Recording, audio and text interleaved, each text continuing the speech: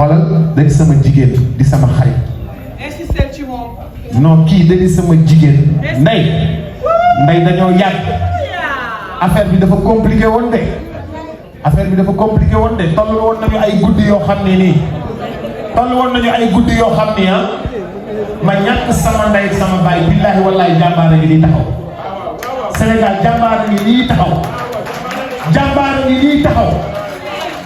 toll woon nañu ay guddi yu compliqué yu metti mais lu mu metti Viviane dafa jàpp dafa téye dafa taxaw dafa sagal jigéen dafa sargal entreprise sargal chef d'entreprise kenn du yow dama ni dagal billet avion yi classe affaire ñu dem Suisse dem ci neige am nañ foofu suñu kabano dañuy dem vacances ñaar xamuñu waaye ñett xamuñu waaye ñaar xam nañu yow xam nga man xam naa ak sa maquilleuse bi mu tudd ak Amélia xam na dañuy dem ay tournées yu métti ay tournées yoo xam ne affaire bi dafay compliqué ñu ànd ci tournée bi ànd ci glace bi mu sedd amuñu lu ñu lekk ñuy wër lu ñu lekk amuñu fu ñu tuuree ndox ñuy ànd mu compliqué ñu dem def suñu soirée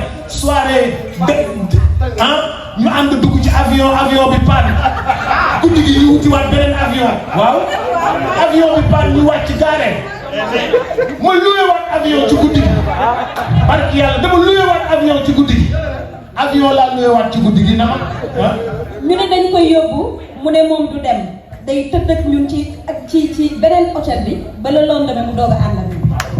ci guddi gi ñu wutaat beneen avion àndaat dem ànd ak Papa Doudou Ndiaye Rose ànd ak famille bi yëpp ñu dem liggéeyi ñëwaat Viviane yàlla na sa jàmm yàgg Viviane yàlla na sa ndam yàgg fu ne dem nga fa ci àdduna indil nga ñu trophée bu dul jeex je t'encourage et je t'encourage encore et tu sais que je te porte dans mon cœur maa ngi yoo xamante nañu Jean oui ma bu ko kenn woowee Jean man maa koy woowee Jean moom mooy woowee Jean affaire yi dafa rax tëgg bi rax na përëm. Bonne fin de soirée à toutes et à tous. Kebs, merci beaucoup. Merci monsieur le maire. Merci à tous. Merci. bu leen demagum taxaw leen Modou Matignon le temps que ñu andi trophée wu Viviane nga di sànni ci ñaari kàddu trophée Viviane ñu ngi ñëw. trophée de Viviane suñu donné par monsieur le maire Modou Matignon c'est là. donc kay photo leen ak photographie. ok merci beaucoup aux animateurs. merci beaucoup aux ténors de l'animation sénégalaise. merci beaucoup DJ Prince, merci beaucoup DJ Boubs. Merci beaucoup nos tatas. On les exige de continuer la soirée. Bonne fin de soirée, à tout à l'heure.